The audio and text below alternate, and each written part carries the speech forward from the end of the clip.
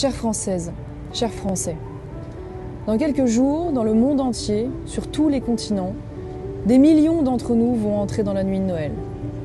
Noël, c'est le cœur festif de notre civilisation. C'est le commencement et c'est la fin. C'est un moment suspendu de chaleur humaine où se réunissent les Français, ceux qui croient au ciel et ceux qui n'y croient pas, où l'on pense à ceux partis trop tôt et où l'on gâte les derniers arrivés. Il y a 2000 ans, un petit enfant est né dans l'humilité de Bethléem pour sauver l'humanité et devenir à jamais le prince de la paix, le sel de la terre et la lumière du monde. Son message de vérité, de réconciliation, d'amour a façonné durablement le génie et l'esprit européen. Oui, je veux que la France et l'Europe restent chrétiennes, car j'aime la grandeur et j'aime la beauté qui émane de cet héritage et de cette promesse. Je suis maman, je suis française, je suis chrétienne. Et pour toutes ces raisons, c'est au pied de Notre-Dame de Paris que je viens vous souhaiter un très joyeux Noël. Si je m'adresse à vous à l'ombre de la vieille dame, ce n'est pas seulement parce qu'elle a traversé un millénaire d'histoire de France, mais aussi parce qu'elle ressemble à la France que nous aimons. Elle nous ressemble parce qu'elle est belle, parce qu'elle est un accord parfait entre la force de la pierre et la profondeur de l'esprit, un souffle à la fois de grandeur et d'espérance.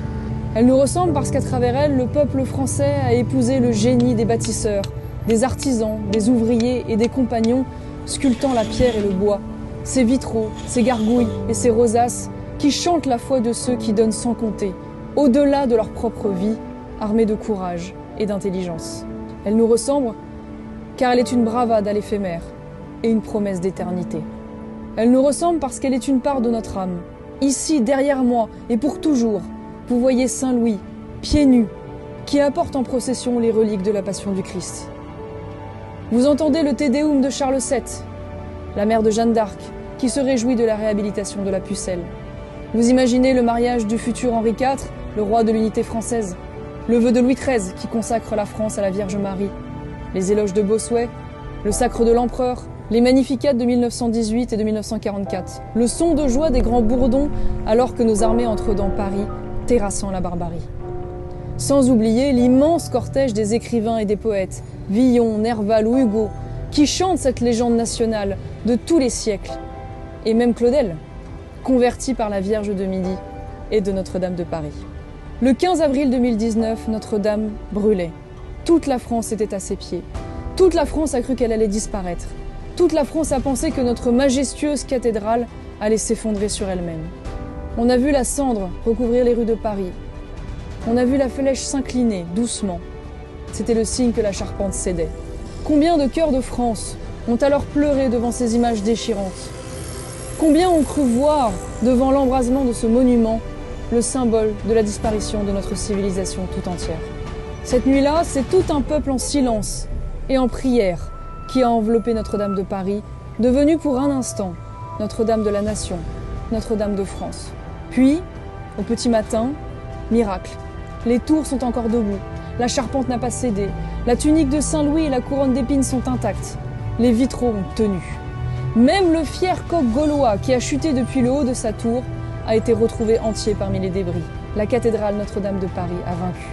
Cette nuit de flammes et de douleur, c'est une allégorie française, celle du désespoir et de l'épreuve surmontée. On a cru si souvent que la France allait mourir et elle a survécu. On a cru si souvent que la charpente de la France allait s'effondrer et elle a demeuré jusqu'à nous. Aujourd'hui, notre pays traverse le feu. La France se consume et est en proie à toutes les blessures. Mais elle vaincra, comme la cathédrale Notre-Dame. Le toit est peut-être effondré, mais les fondations sont là. Le cœur sacré n'a pas cessé de battre et nous rebâtirons. Oui, nous rebâtirons, comme la flèche retrouvée de Notre-Dame qui nous relie de nouveau vers les étoiles. C'est quand tout semble perdu que tout renaît. À travers cette épreuve, c'est notre histoire et notre vocation qui sont convoquées.